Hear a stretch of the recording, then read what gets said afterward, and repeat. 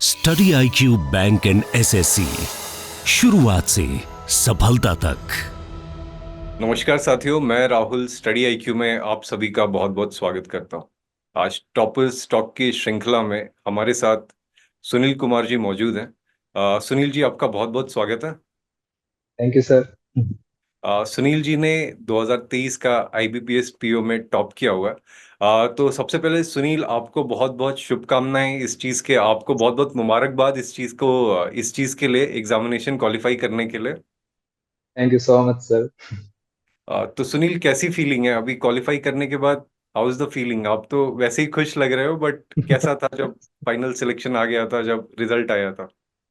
Sir एक एक second के लिए तो मेरे को ऐसे लगा नहीं था कि सर तो जैसे वो मार्क्स आते हैं मेंस के बाद, तो इंटरव्यू के बाद मार्क्स आते हैं सर, तो उनमें से श्योर तो था कि मिल जाएगा, कोई तो बैंक मिल ही जाएगा।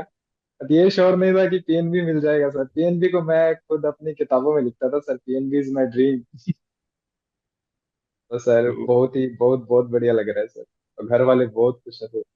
घर वाले बहुत खुश थे। तो सुनील, जब प्रिपरेशन करते थे यार, ये प्रेशर भी इस चीज का बनता है कि सिलेक्शन चाहिए, सिलेक्शन चाहिए, सिलेक्शन नहीं होता है तो आसपास के भी लोग कुछ बोलना चालू कर देते हैं कि लड़का क्या कर रहा है, या घर पे भी आता है, बेटा क्या कर रहे हो, कुछ तो करो। तो ऐसी चीजें आपके साथ भी हुई थी, या मतलब सपोर्ट था आपको कि जो करना है, जैसे करना है, करते रहो? हाँ जी सर, हम ऐसी सोसाइटी से बिलोंग करते हैं जहाँ पर मैक्सिमम लोग टीचिंग जॉब्स जॉब्स में ही है, गवर्नमेंट टीचर्स ही हैं। तो वो हमेशा ही पापा को आके बोलते थे कि क्या करवा रहे हो लड़के को, B.Ed करवा दो, MSc करवा दो, अभी क्या कर रहा है, ऐसे ही फालतू में तैयारी चलती रहेगी, वो भी करवा दो। मैं बोला पापा जी मेरा क्लियर है, मैं 1 1.5 साल के अंदर जॉब ले ही लूंगा। थोड़ा ज्यादा टाइम लग गया, पर मैं क्लियर था एकदम सर, मेरे को 2 साल के अंदर तो मैं जॉब ले ही लूंगा। तो तो सुनील, पापा ऐसी ने फुल तो फुल सुनील सपोर्ट ऐसी किया। कौन सी चीज थी आपको जिसने आपका कॉन्फिडेंस बरकरार रखा था? जैसे लोग कह रहे हैं कि भाई टीचिंग के लिए इसको पढ़ा दो, टीचर बन जाएगा, ये कर लेगा, तो आपके अंदर क्या चीज थी जिसने आपको मतलब रखा था कि ये एग्जाम मैं दूंगा और इसको मैं क्रैक करके दिखाऊंगा? तो कहाँ से कॉन्फिडेंस, कहाँ से आता था आपके अंदर? कॉन्फिडेंस सर, सबसे बड़ा मोटिवेशन मेरे लिए मेरे पापा थे सर। मतलब मेरे पापा जी रात के 9 बजे भी गांव जाकर वापस आते हैं, तो वो अगर उनके पास 1 घंटा भी मिले ना, तो वो आके फिर से काम करते हैं। मतलब हम घर पे ही काम करते हैं पिताजी। तो वो 1 घंटे भी काम करेंगे, ऐसे नहीं कि चलो कल ही कर लेंगे, कल पे छोड़ दिया, नहीं। तो मैं बचपन से उन्हीं को देखते आ रहा हूँ, सबसे बड़ी इंस्पिरेशन डैड ही है ऐसे। ऐसे मान के चलो, उनसे बहुत सुनील, कुछ सीखा है सर। सुनील डैड मतलब पिताजी आपके हो गए या डैड हो गए, सभी के लिए मतलब ऐसा कहते हैं कि जो सबसे पहला इम्पैक्ट आपकी लाइफ में पड़ता है वो आपके फादर से ही पड़ता है। और यस जैसा सर। कि आपने कहा कि आपके फादर हार्ड वर्किंग थे, तो वो सारी चीजें देख के जो लड़के रहते हैं वो सब भी सीखते हैं। तो ये बहुत अच्छी चीज थी आपके साथ। सुनील, आपका एडुकेशन का बैकग्राउंड क्या है? सर मैंने श्री गुरु नानक खालसा कॉलेज से, गंगानगर से मैंने UG किया हुआ है सर, ग्रेजुएशन किया हुआ है BSc नॉन मेडिकल से। और उसके बाद में सर मैं प्रिपरेशन ही कर रहा हूँ। उसके बाद पहले कोरोना के टाइम मैं थोड़ा गैप ले लिया था, थोड़ी घर वालों की हेल्प भी करा दिया करता था। बाद में सर मैंने थोड़ा गैप लेके उसके बाद में प्रिपरेशन कंटिन्यू करी। और मैंने 2021 से लेकर 2023 तक तीनों साल RRB क्लर्क का मेंस भी दिया था हम्म। ऐसे। तो फिर वो ग्रेजुएशन के बाद मैंने कुछ किया ही नहीं सर। मेरे को ऐसे क्लियर था कि बैंक की जॉब जल्दी से जल्दी मिल सकती है। सुनील, फिर मतलब क्या, जैसे कुछ सब्जेक्ट्स थे जिसकी वजह से आपको लगा था कि मैं बैंक वाले एग्जाम्स देने जा रहा हूँ, या कुछ मतलब आपका क्वांट अच्छा था, मैथ्स अच्छी थी, क्या मतलब क्यों क्यों सिलेक्ट किया कि ये बैंक वाले ही एग्जाम देने हैं मुझे? सर सब्जेक्ट के बारे में आपको बताता हूँ, पर उससे पहले मैं बताना चाहता हूँ कि हमारे एक सीनियर भैया थे, MSc कराई किया करते थे। तो वो हमेशा से ही बोलते थे कि तैयारी करो तो स्टेट गवर्नमेंट की नहीं, सेंट्रल गवर्नमेंट की करो, सेंट्रल गवर्नमेंट जॉब्स की। स्टेट हम्म। में आपको लटकना पड़ सकता है, पर सेंट्रल गवर्नमेंट जॉब्स में लटकना नहीं पड़ेगा। तो फिर वो भी जैसे फिलहाल बैंक में ही है, RBI ग्रेड भी लगे हुए हैं वो काफी टाइम हो गया। तो उन्होंने ही बोला था कि ऐसे तैयारी करते रहना, ये बैंक वाले जॉब्स ना सबसे ज्यादा और सबसे जल्दी जॉब मिल जाएगी बैंक वाले जॉब में से। तो थोड़ी घर की फाइनेंशियल कंडीशन भी ऐसी थी, तो फिर मैंने बैंक की जॉब को ही चूज किया। और वैसे मेरा नॉन मेडिकल बैकग्राउंड है, तो मेरी क्वांट्स पहले काफी ठीक थी, बट जैसे ही बैंक में आया तो मेरे को लगा कि ये अलग है, वो अलग था। फिर भी मेरा मतलब थोड़ा ऐसे था कि मैं चीजें अडेप्ट कर लेता हूँ सर, कुछ भी नया सिखाने को बोले मैं कर लेता हूँ, सीखने लग जाता तो हूँ। तो मेरा सुनील थोड़ा यहाँ था से ऐसे। मतलब, हाँ सुनील, दो बातें मेरे को मतलब लगी कि एक तो जो बैंक के एग्जाम्स होते हैं रेगुलर होते रहते हैं, लगातार होते रहते हैं और इसके रिजल्ट्स आते रहते हैं। तो हाँ अगर जी आप सर। जम तम के तैयारी कर दो, आप एग्जामिनेशन दे दो और एक पर्टिकुलर लेवल तक आप मेहनत कर लो, तो चांसेस बहुत ज्यादा हैं कि आपका फटाफट रिजल्ट आ जाएगा जो स्ट्रेटेजी आपने चूज करी थी। हाँ जी सर। और दूसरा आपने बोला कि यहाँ की क्वांट जो है, जो मैथ्स मेरे को आती थी, थोड़ी अलग आती थी। तो अब सुनील मतलब प्रिपरेशन स्ट्रेटेजी के मतलब अब राज खोल दो, अब सिलेक्ट हो चुके हो, तो अब बता सकते हो कि क्या सीक्रेट था आपका सिलेक्ट होने के लिए। सर शुरुआत में तो मैं ऐसे मल्टीपल चैनल से ऐसे करता था कि जैसे परसेंटेज टॉपिक है, मैंने इनसे भी कर लिया, इनसे भी कर लिया, प्रॉफिट लॉस इनसे भी कर लिया, इनसे भी कर लिया। मेरा वो एकदम खिचड़ी बन गया था सर। उसके बाद में किसी ने और ने सजेस्ट किया कि उन सर को फॉलो कर लो, एक पे ही चलते रहने दो। फिर मैंने जैसे आशीष सर है, आशीष अरोड़ा सर, उनसे स्टार्ट किया। फिर मेरे को लगा थोड़ी कमी हो सकती है इसमें भी। फिर मैंने दूसरे और टीचर्स को भी, जैसे हर्षल सर हैं, हर्षल अग्रवाल, तो मैंने उनको भी काफी ज्यादा फॉलो किया। उनसे मैंने बेसिक स्टार्ट से मतलब मेरा 2022 में मैंने इतने मेंस दिए थे, मेरा हो नहीं पाया था ना, मैंने हर्षल सर से ही स्टार्ट किया फिर से। उनसे भी मैं मेंस की क्लासेस लेता था, आशीष अरोड़ा सर से भी मेंस की क्लासेस लेता था। तो मेरा क्वांट बहुत ज्यादा ऐसे ठीक लेवल पे आ गया। और रीजनिंग के लिए सर ऐसे कि पहले तो मैं खुद से ही करता था कि कुछ भी हो जाए, जैसे मेरे को ऐसे लगता था कि ये सर जो करा रहे हैं वो भी तो थोड़ा दिमाग लगा के ही करा रहे हैं, ऐसे तो है नहीं कोई इनके पास कोई जादुई घुट्टी है कि कर दिया सीधा। तो फिर मैं ऐसे सोचता था कि हाँ क्या है, क्विज ये आई, पजल ही तो आई है, मैं कर लूंगा अपने आप से। फिर बाद में ऐसे मतलब ज्यादा मार्क्स नहीं बने, मैं रीजनिंग की वजह से बहुत लैग कर गया। तो फिर मैंने लास्ट में जब ये गौरव गर्ग सर का सब्सक्रिप्शन लिया था, उसी टाइम मेरे को वो संजय सर के बारे में मालूम चला कि ये क्रिटिकल रीजनिंग बढ़िया कराते हैं। मैंने उनसे क्रिटिकल रीजनिंग करी, उनका बहुत ज्यादा इम्पेक्ट पड़ा है रिजल्ट्स पे। तो और जीए का तो गौरव गर्ग सर है ही। गौरव सर के बारे में हो जाए, थोड़ी थोड़ी बातें हो जाएं गौरव सर का। आपको कैसा लगा उनका पढ़ाने का स्टाइल? जैसे जो गौरव सर के कंटेंट मैंने देखे हैं, कोई यहाँ वहाँ की बात नहीं, सीधा टॉपिक पे, सीधा कोई टॉपिक आया तो सर उसकी सारी डायमेंशंस आपको खोल के दे देते हैं कि ये, और आपने उनसे वो चीज़ पढ़ ली है तो शायद ही कोई ऐसी चीज़ हो जो उस टॉपिक से बाहर से आ जाए आपके लिए। अरे सर जैसे मैं पहले, मेरे को ऐसा लगा कि बेस्ट 300 काफी है। सर का एक आता है बेस्ट 300 हर मंथ का, उसमें चार चार पार्ट्स होते हैं उसके, हर वीक के एक एक पार्ट्स होते हैं। मैं उनको करता था सीधा। और सर क्लास में स्टार्ट होते ही बताते थे ये रिवीजन क्लासेस है, इनको एज ए रेगुलर क्लासेस मत लो। और मैं फिर भी वही लगाता था। उनसे ज्यादा मेरा जैसे आरआरबी क्लर्क में मेरे कोई ज्यादा मार्क्स भी नहीं बने थे। फिर मैंने इनकी डेली क्लासेस स्टार्ट कर दी। डेली क्लासेस में ऐसे है कि सर एक बार, और एक सबसे बढ़िया तो इनका ये है कि इनकी क्लास 20 से 30 मिनट की होती है। मैं इससे पहले 1.5 घंटे ही क्लासेस लगाया करता था, उनसे कुछ नहीं आता था। फिर इनकी 20-30 मिनट वाली क्लास से भी इतना ज्यादा मतलब रिजल्ट में चेंजेस आ गया, मेरे को खुद कॉन्फिडेंस आ गया कि क्विज भी करता था तो उनमें बहुत ऐसे ज्यादा डिफरेंस आ गया था, मार्क्स ऐसे टॉप में आने लगे।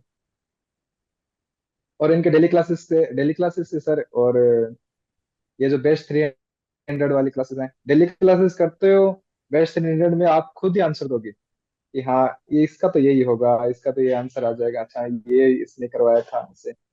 और फिर सर वो सेट वाले को सेट आते थे लास्ट के अंदर, सर मोस्ट इम्पोर्टेंट सेट करवाते थे हर एग्जाम्स के लिए।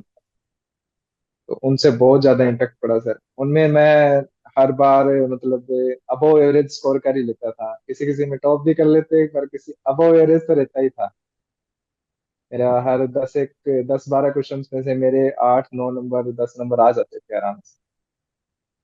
गौरव सर और मतलब गौरव सर का ये भी है ना कि गौरव सर पूरे अपडेटेड रहते हैं। जैसे अभी हम लोग हाँ जब जी सर। पीछे से बैकएंड पे गौरव सर के साथ काम करते हैं, कल एग्जाम में सर को कोई पॉइंट मिला, कोई पीडीएफ मिली, कुछ सर के दिमाग में आया कि ये क्वेश्चन आने वाले हैं, रात को 2 बज रहे हैं, 3 बज रहे हैं, सर ये बच्चों तक पहुंचाओ। तो सर की मतलब सर जिस स्टाइल में काम करते हैं वो तो एक नेक्स्ट लेवल है, अलग ही है उसको मतलब। हाँ जी सर। वो कंटेंट में भी दिखता है और उस कंटेंट से जो सिलेक्शंस आते हैं उस चीज में भी वो चीज जो है रिफ्लेक्ट होती है। हाँ जी तो सर। सुनील, ये तो अच्छी अच्छी बातें हो गई यार, ये मैंने ऐसे सीख लिया, ऐसे सीख लिया, तो कहीं पे मतलब फंसे भी तो होगे, कुछ चीज करने की कोशिश कर रहे होगे, नहीं हो रही होगी, या कुछ ऐसे ही किया होगा एग्जाम के लिए, यार देना है चलो पढ़ता हूँ इसको। कोई ऐसा सब्जेक्ट था जो मतलब करने के बाद भी नहीं हुआ? पहले कंप्यूटर हुआ करता था, हम्म। बट जैसे ही मैंने कंप्यूटर वाला सर का कोर्स लिया उसके बाद में तो मेरा वो भी बहुत बढ़िया हो गया। पहले मेरा ऐसे रात रहता था कि मैं जानबूझ के कंप्यूटर करता ही नहीं था, ऐसे लगता था कि मेरा तो इंटरेस्ट है इस चीज में, मैं तो कर ही लूंगा कैसे न कैसे, और नहीं तो मैं ऑप्शंस काट के कर दूंगा। बट आरआरबी में सर वो सारी हकीकत दिखा देता है क्या रहता है आपका। चलो बढ़िया है यार, आरआरबी के फेलियर ने भी जो है ना आपको बहुत सारी चीजें सिखा दी। इनफैक्ट ये जो आपको पीएनबी मिला है ना, उसके पीछे उसका बहुत बड़ा रीजन है। बट आपके साथ अच्छी बात ये है कि जो भी आपके सेटबैक्स रहे, जो भी आपके फेलियर्स रहे ना, आप उनसे सीखते चले गए।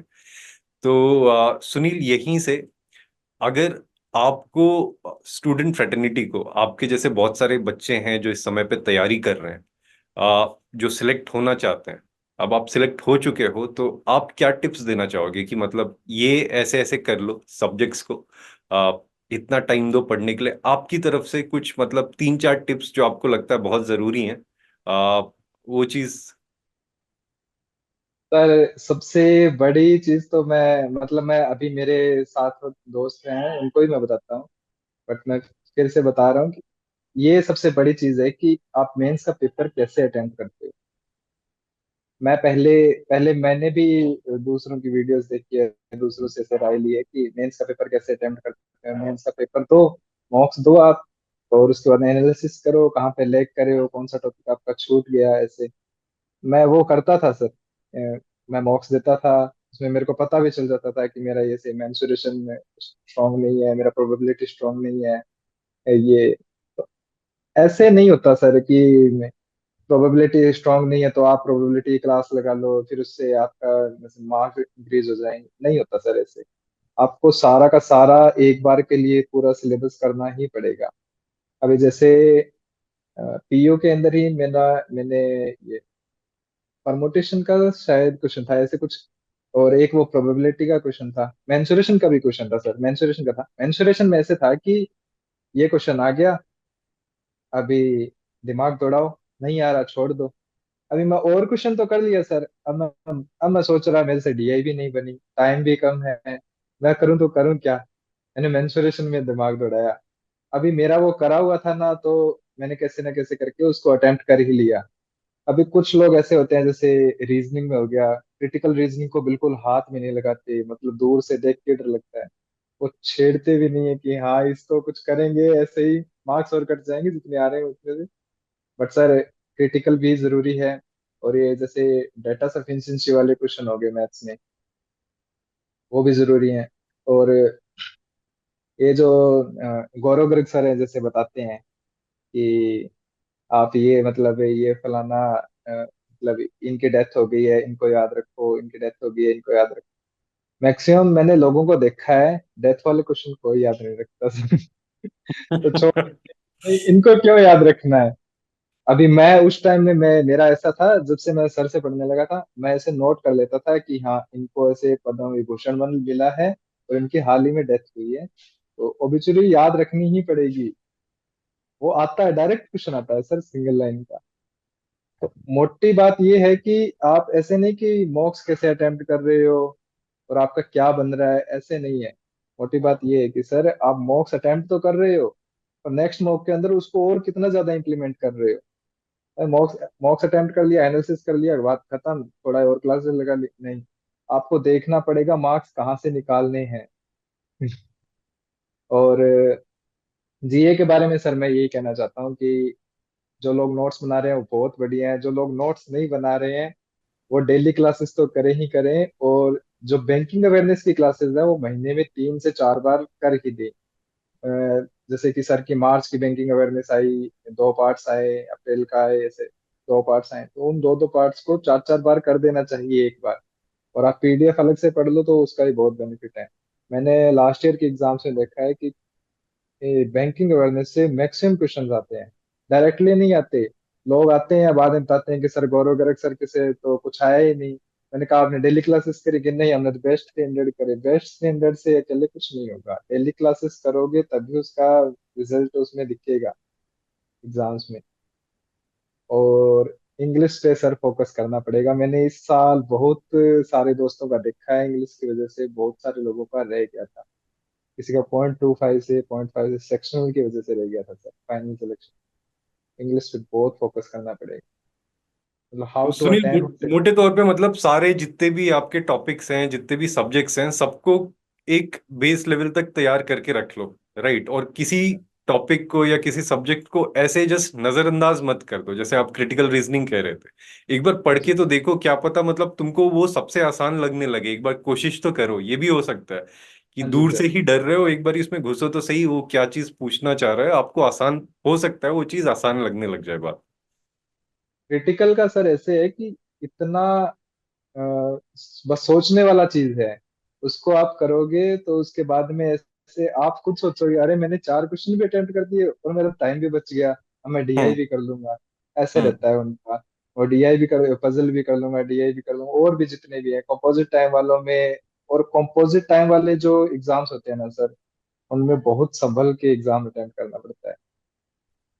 कंपोजिट टाइम में आपको, जैसे मेरे को रीजनिंग मेरा ज्यादा स्ट्रांग है, मेरे को ऐसा लगता है कि मैं रीजनिंग में तो मैक्सिमम लेवल अचीव कर ही लूंगा।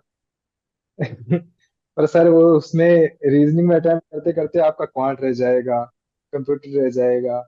मेरा आरआरबी क्लर्क के टाइम मेरा कंप्यूटर, मैंने कोई 2 3 ही क्वेश्चन देखे थे, मेरा टाइम खत्म हो गया था, इतना हल्के में लिया था मैंने। तो सर हर एक सब्जेक्ट है उसको आपको एक टाइम सेट कर लो कि इतने टाइम में बस इसको अटेम्प्ट करना है, इससे ज्यादा इसको टाइम देना ही नहीं है। 1 2 मिनट ऊपर नीचे हो जाता है बट उससे ज्यादा मत दो, कोई उसका बेनिफिट नहीं रहता कंपोजिट टाइम वालों में। सुनील यार, बहुत खुल के आपने चीजों को बताया। तो सुनील, दिल्ली आने का कोई विचार है? अब बुलाइए सर। अरे ऐसे सर मैं दिल्ली जब ऐसे जब सर आना मैं चाहें, दिल्ली ही रहता था। जब आना चाहें, आपका स्वागत है। सुनील, आज आज की इस मीटिंग के लिए, आज की इस बातचीत के लिए बहुत अच्छा लगा। जो छोटी छोटी बातें आपने बीच बीच में बताई हैं, आई एम श्योर कि जितने भी स्टूडेंट्स देख रहे हैं वो इससे कनेक्ट करेंगे। और मोर इम्पोर्टेंटली, जो आपने अपनी लाइफ की जर्नी बताई, जिस तरीके से आपने प्रिपरेशन करी, सेलेक्ट हुए, बहुत सारे लोग आपसे कनेक्ट करने वाले हैं। और सुनील, इस एपिसोड में टॉप स्टॉक में आने के लिए आपका बहुत बहुत धन्यवाद। थैंक यू सर, और गौरव गर्ग सर को मेरी तरफ से प्लीज उनको थैंक यू बोलना सर। और आ, मैं उम्मीद करता हूँ मैं उनसे जरूर मिलूंगा। आप आइए, हम आपकी मुलाकात जो है गौरव सर से करवाएंगे। और प्लस आपके आपने जितनी भी चीजें सर के लिए बोली है, आ, उसकी अलग अलग क्लिपिंग्स मैं सर तक पहुंचा दूंगा। Thank you sir, thank you so much. Ah, okay. Sunil, thanks a lot again आज आने के लिए। Thank you so much. तो साथियों, ये थे हमारे साथ सुनील। आशा करते हैं इस बातचीत से आपको मोटिवेशन मिलेगा, आपको इंसाइट्स मिलेंगी। स्पेशली जो लोग बैंक एग्जाम के लिए तैयारियां कर रहे हैं, उनको इंसाइट्स मिलेंगे, उनको हेल्प मिलेगी पेपर क्रैक करने में। इस एपिसोड में हमारे साथ जुड़ने के लिए आप सभी का बहुत बहुत धन्यवाद। आपसे फिर मुलाकात करेंगे, तब तक अपना ध्यान रखिए। Study IQ bank and SSC, शुरुआत से सफलता तक।